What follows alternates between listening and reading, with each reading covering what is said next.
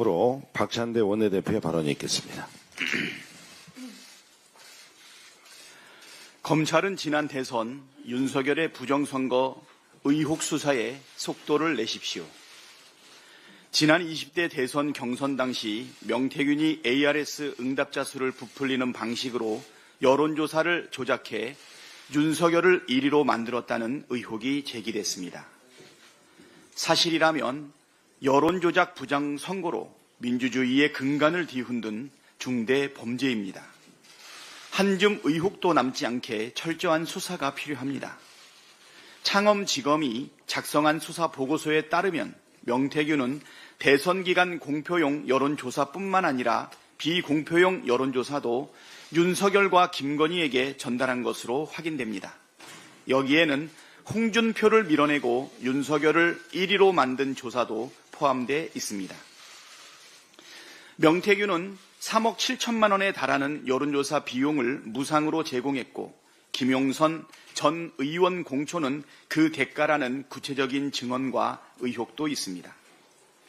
창원지검이 명태균 수사보고서를 작성한 시점이 지난해 11월 4일이니 윤석열도 수사보고서 내용을 알았을 것입니다.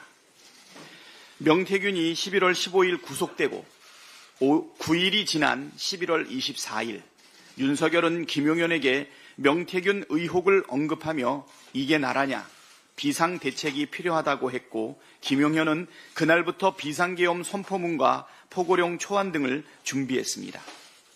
12월 2일 명태균이 자신의 휴대전화를 공개하겠다고 밝히자 다음 날인 12월 3일 윤석열은 비상계엄을 선포했습니다.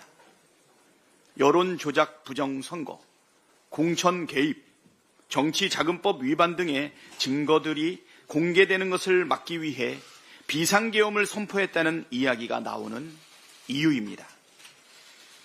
그러나 검찰은 보고서 작성 2달이 지난 지금까지도 윤석열과 김건희를 직접 조사하지 않았습니다.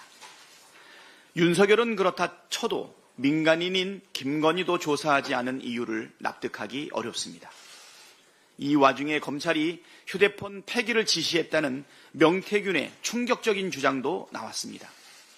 검찰이 윤석열의 부정선거를 비롯한 각종 불법 의혹을 덮어버리려는 속셈이 아닌지 매우 의심스럽습니다.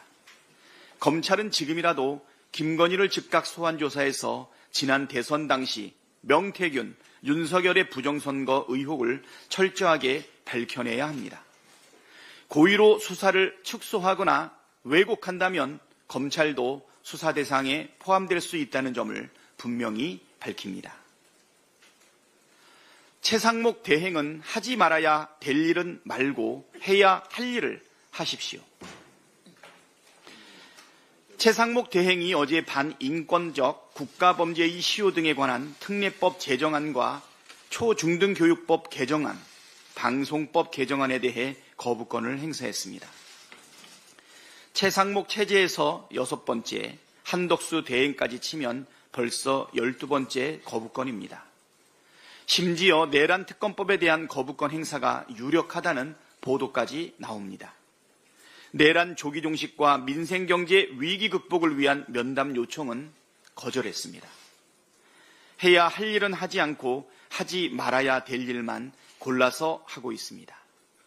매우 유감입니다.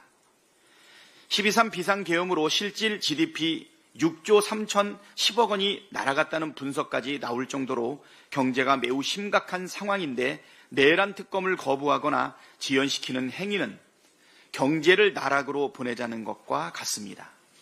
내란 진압 없이 경제위기 극복은 요원합니다. 최상목 대행은 오늘이라도 내란 특검법을 공포하십시오. 꽁꽁 얼어붙은 내수경기와 민생 회복을 위한 추경에도 나서십시오.